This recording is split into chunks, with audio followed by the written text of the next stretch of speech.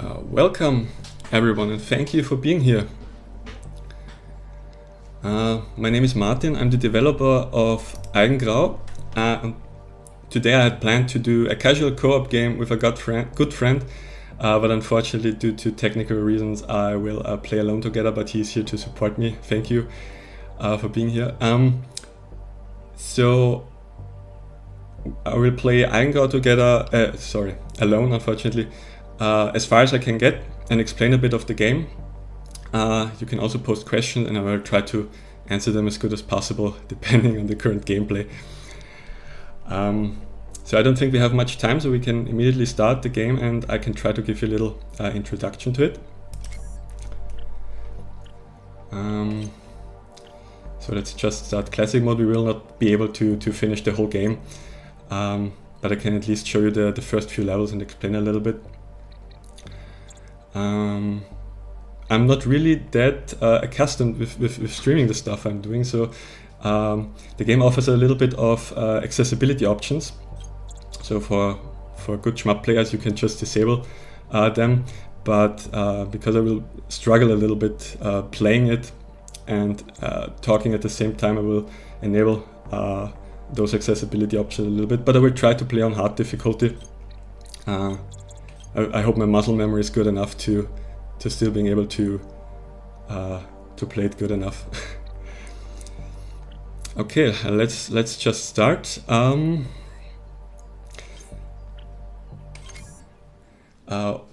thing first, Eigengrau. A lot of people ask me what does Eigengrau even mean. So it's actually the name of the color you see when you don't see anything, so when you have no visual stimulus. And the game itself has a lot to do with color, or the conflict between color and the absence of color, and I think the name fits quite well. Oops, yeah, I'm already screwing it up, but I think this is okay.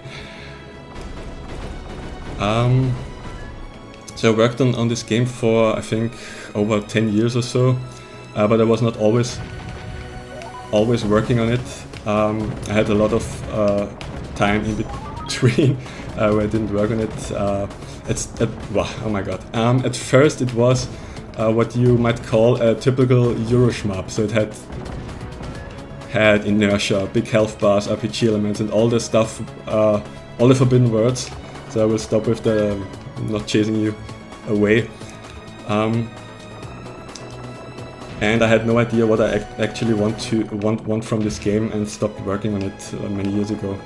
I worked on other games then, and one of those games was a small breakout clone called Throwout, which was just an experiment in JavaScript where I tried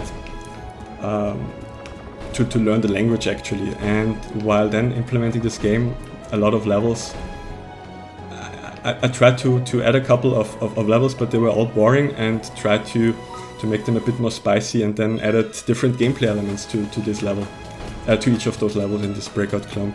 And people actually liked it. They said, "Oh my god, didn't want to stop playing because I want to see what's up next." And based on this, when I went back to my shoot 'em up,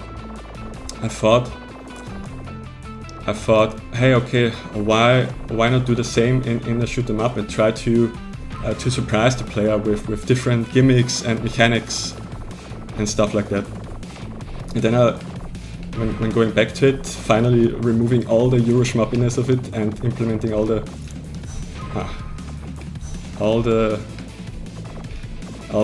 different gameplay elements, I prototyped and then reflashed into interesting levels. It suddenly made fun again. It was not that bad anymore after all those years ago. And working a couple of years on it, I finished it and released it this summer. And I hope a couple of you picked it up and had fun with it. So this is what was the most important part for me, that other people have fun. And I hope I was able to somehow achieve a little bit in this direction.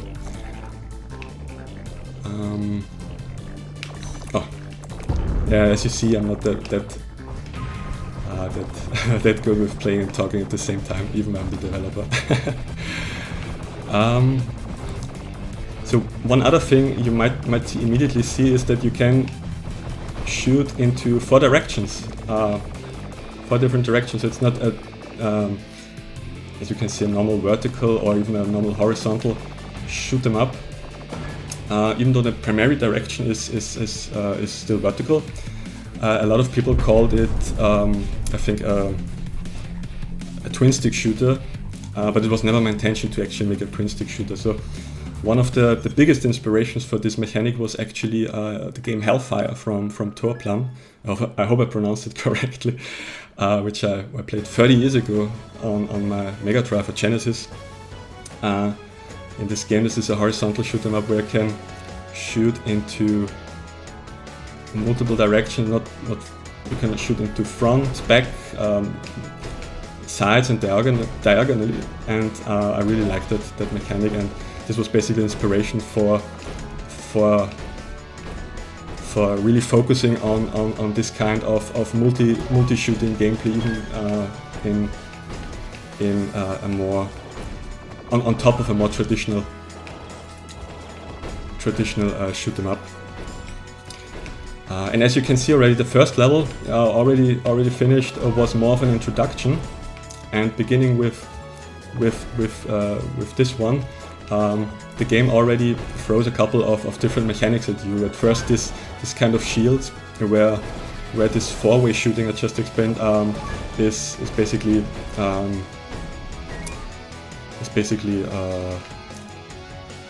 get a training again to this mechanic, so that in later stages you can focus more on the different kinds of gimmicks instead of the controls of the ship. Especially the later mechanics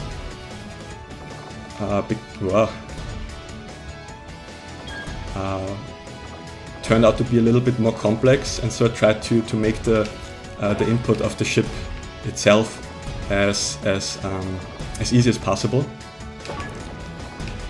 So you don't really have like bombs or a hyper mode or stuff like that. So you can really focus on the stuff happening on screen instead of having to worry about too many resources, in this case, of your ship. The scoring system is quite trivial too. For the normal stages, you have a regular combo system in the upper left corner. So with each, oh no, I messed it up. With each enemy you destroy, you increase your multiplier and can chain it, and the multiplier just runs out after some timer when you get hit. And I tried to make the stages in a way that you are able to hold the combo as good as possible with the timings and stuff like that. Another thing important for the scoring is the time. As you might see, not all of the enemies just fly by and everything you missed just disappears. But you can speed everything up by just playing faster and destroying enemies faster. This makes it also possible to basically adjust the speed of the game on your playing style. When you just destroy enemies faster, you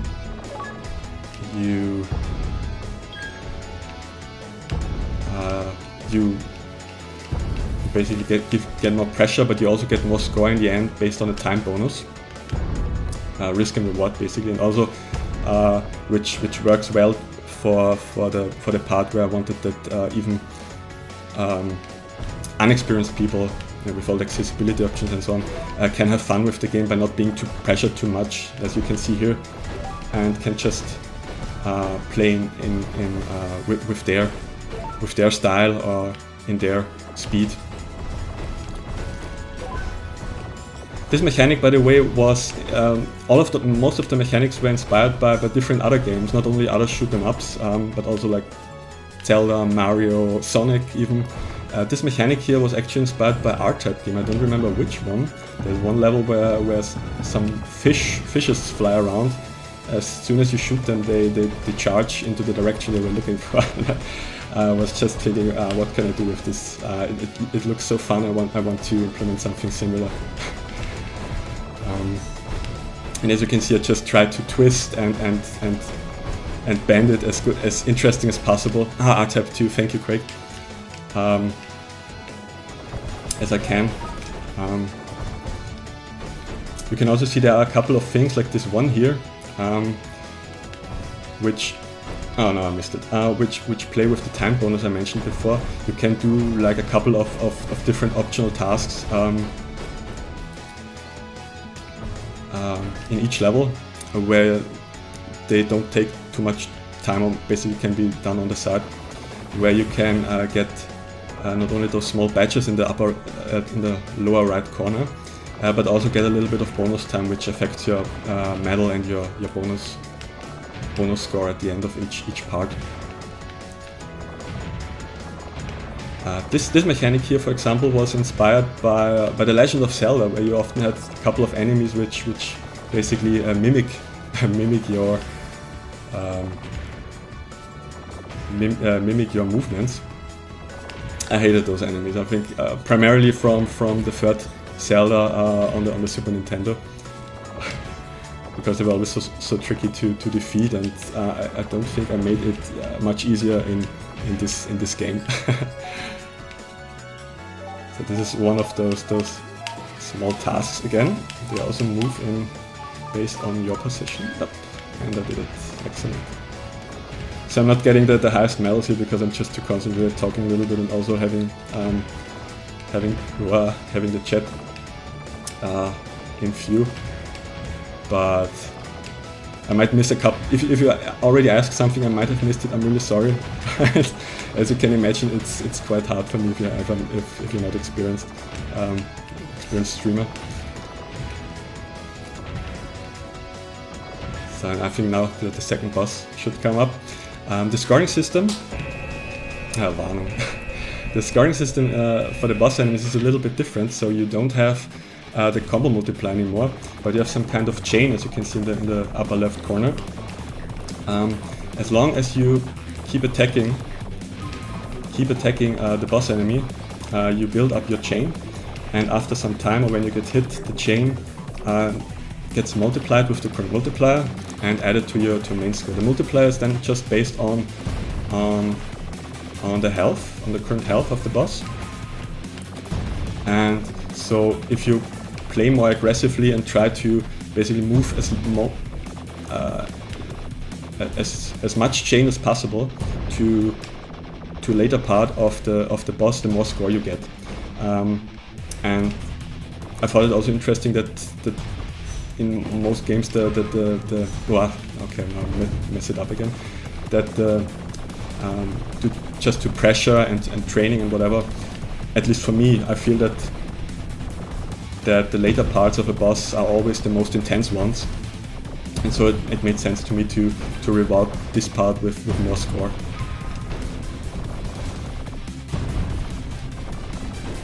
So, and as you can see, the first boss before the sword was still quite simple, but as you can see here in the first true boss, it uses a lot of the mechanics you saw in the earlier parts of the stage.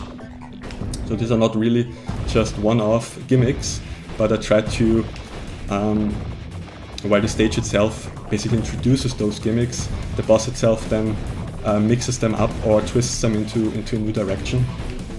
And without spoiling too much, all those mechanics will reappear another time, very late in the game. Again, and where then I had even the opportunity to, as I said before, to mix them up a little bit and even combine them. I just had so many ideas how I could combine them that I thought that's quite interesting.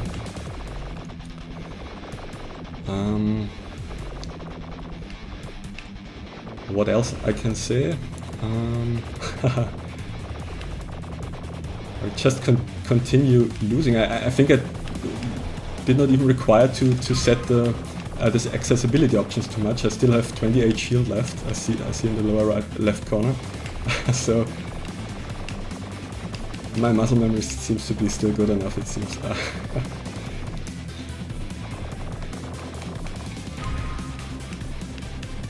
Well, I always mess it up. I was also looking a little bit on the chat. I would really had hoped to show you the co-op gameplay with my friend. So I tried that to not just have it like a second player is there which does exactly the same like the first player, but in a lot of cases the mechanics, gimmicks, and also the enemy and bullet patterns are modified to make sure that both players have like a little bit of unique experience, which I can show you, or at least show you unfortunately not without a second player, but I can tell you in the next substage. The next substage was interestingly also inspired by R-Type. I think this was R-Type 3 this time, where there were a couple of enemies which lay like I don't know what it is, like droplets, and you can shoot through those droplets to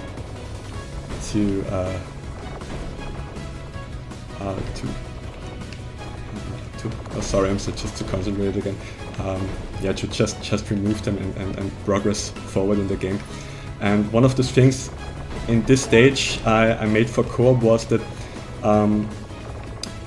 only one player can only destroy one of those droplets or bullets of his type, and both players have worked together to basically support each other here and overcome this challenge. It's not that hard as it sounds, because you still have like two people shooting at the same time, which makes it quite easy to clear the screen, even when only one bullet is affected.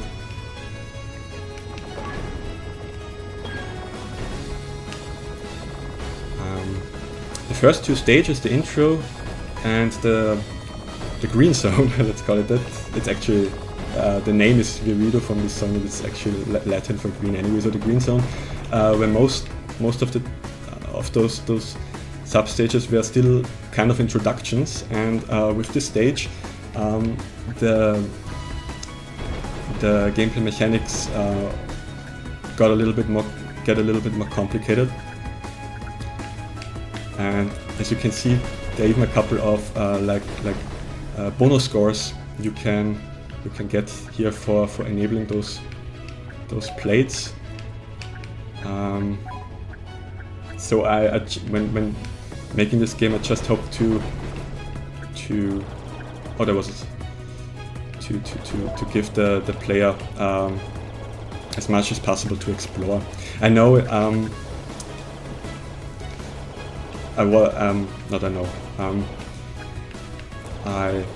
I struggled then a little bit with making sure it's not just too complex, and people can still just look at it, play it a little bit and see how it goes without thinking too much about the mechanics.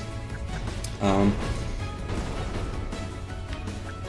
I still wanted like to try out a couple of interesting ideas.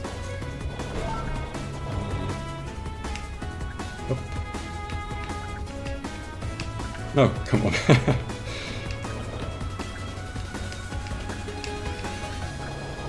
So, now I got it. Somehow.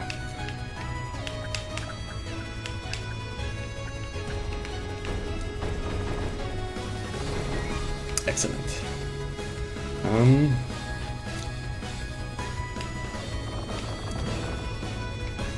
This stage here, as you might already see, was this time not inspired by a shoot 'em up.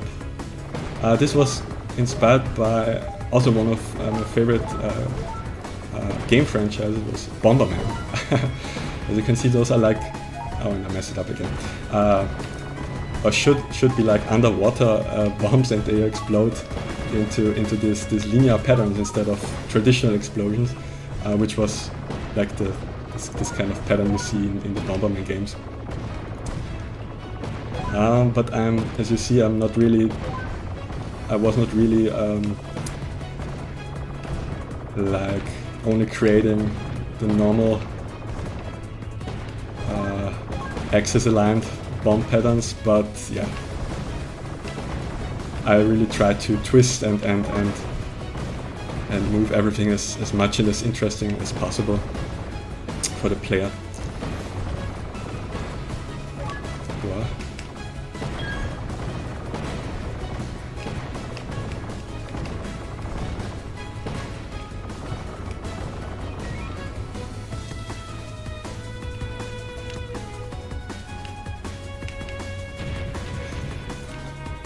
So a lot of the this four-way shooting, I think I mentioned it already, I'm not sure, so I guess I will just repeat.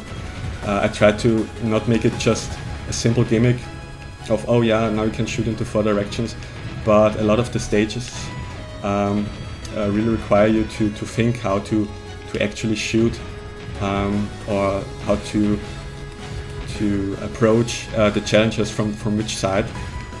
Sometimes mechanics get affected by the way your ship is looking, or in co-op how the ships of both players are looking, in which direction, and then you have to combine basically. Oh, no, I missed it. The traditional shooting, dodging, and then of course shooting in the right direction.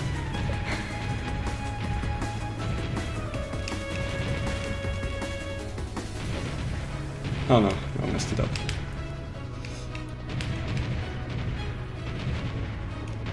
So my focus was really to just give the player a little bit of fun and stuff to explore.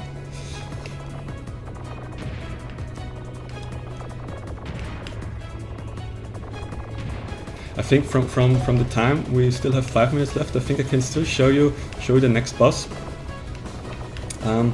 I think this is, as far as I remember, everything you can also see in the demo. So there is there's a demo of the game if you want just to try it out on Steam and on itch. I think I saw the link before for Steam at least. So the game should be participating in the SHMUP Fest anyway, so I hope you can find it. The demo contains the first 3 levels. And a little bit of story. The game has actually a little bit of story, but this was not really my focus. I don't want to get too much into the details, but you might see, at least at the end of the demo, some weird images and a weird character popping up. Don't be confused, this should be part of the subtle story. But my focus was really more on the gameplay. Oh, yes, Warnung. Warnung, I'm not sure why I kept it that way. Warnung is not a typo, it is actually the German word for warning. Just a character different, but when I just hard-coded the text at first, I wasn't sure should I translate it. No, I just keep it in German. I found it funny. Yep.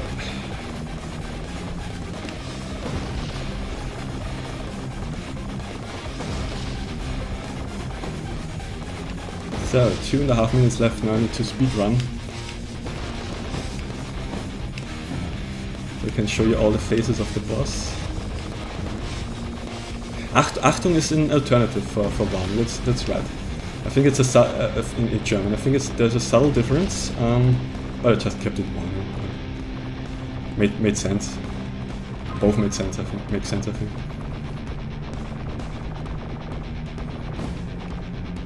Wow.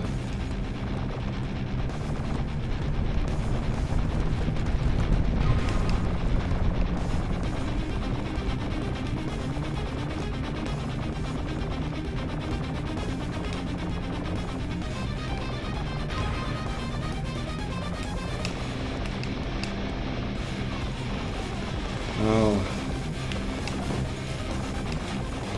I remember I was better with that boss battle.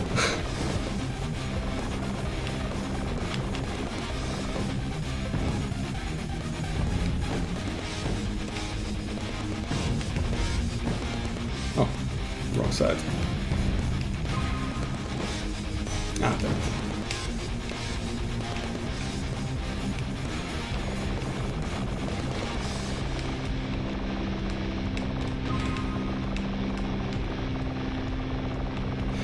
One other thing I can still mention is in the boss battles you often see those colorful flying drones or helpers, I often called them,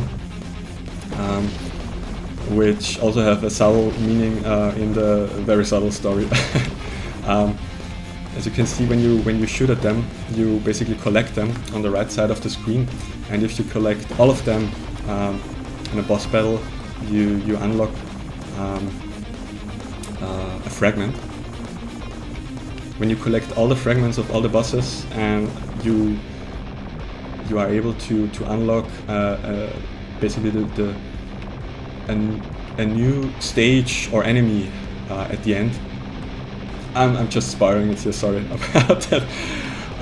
But I think it's kind of obvious that when you see it for the first time that it will unlock something at the end of the game. But the way this game is structured, you don't have to play, again for accessibility again, play everything from the beginning. Every time when people are not comfortable with playing it from start to beginning, in the menu you can select each stage or each sub-stage individually and play them one by one, and then make like a pause in between if you want that. And to still have some kind of true final boss or true stage to unlock at the end, I made this like a permanent thing you can collect, and it's not something like you have to do in the whole run of the game all the time to unlock it. You can just do it one time, and then you have basically a chance to see the true ending. Okay, thank you. I see the time is already over. And to not hold up our relay too much, let's see if the next one is quite interesting. Up next is the Caravan Kumite for developers Rolling Crow, Bokok, More Salty and Brandon play each other's games, as well as their own, and explain by battling it out in the Scoring Kumite challenge. Sounds exciting. So let's see if the stream is already running, and I think it is. In this case, I hope I'm not really experienced with Twitch, so I hope I can just I can start the raid without messing it up too much. Before we go, I want to thank my co-partner for helping me today. Unfortunately, didn't work out that well, but I still want to thank you. I want to thank the organizers for making this event possible. Oh, I now see that Acton said we still have 5 minutes left. Okay, well, in this case, I will also thank all of you for joining us today. I hope you had fun.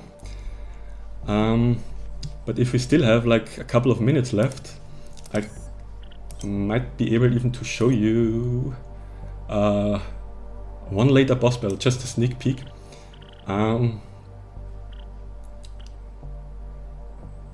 Not sure if I can speedrun it. I could increase the speed. No, I'm not sure.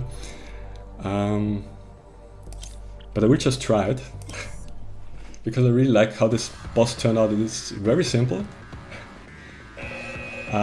Each area of the game has like a different theme. This area has the theme space and time, and then of course the mechanics and the boss itself is also around space and time. normally you should play the mission before going to the boss, to be accustomed with the different mechanics first. But like this red stuff on the right side is like some kind of gravity field, which makes it quite interesting to move through this asteroid field for this boss battle. And of course also bends your shot, yeah. As you can see. I really like that mechanic. It's a bit tricky because the shots itself are long and don't really bend. But I think it's still, with the high shot frequency, it still looks interesting.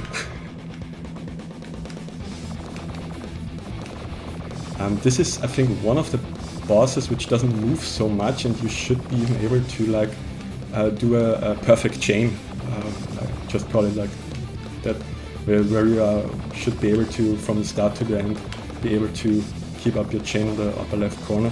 But actually was also myself never able to do it. Some people who played this boss already said that this part here reminds them a lot of Toho. The patterns are though quite easy because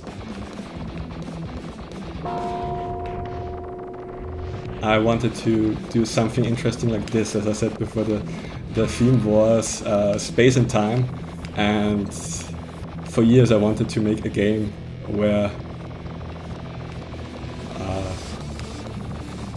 time reverts in some interesting way. Oh, damn it.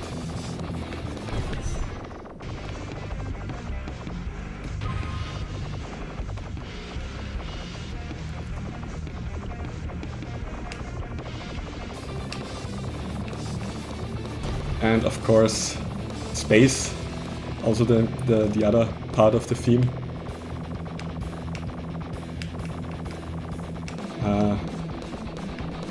So I'm not sure anymore how can you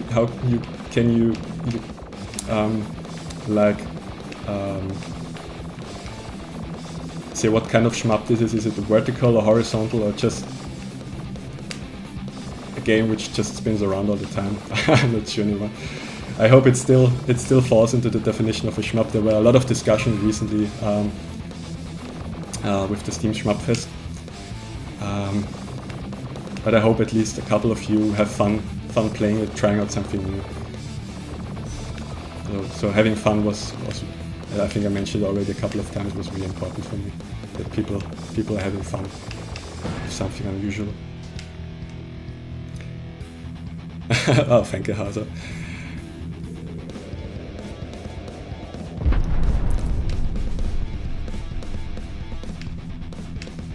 Perfect. Alright, luckily I was still able to also show you this boss fight. I really liked it. Even it's quite simple, but I'm so happy that I was able to add this time reverse mechanic. Okay, it took me 202 seconds. I think this was enough time. And let's look again how the other stream is going.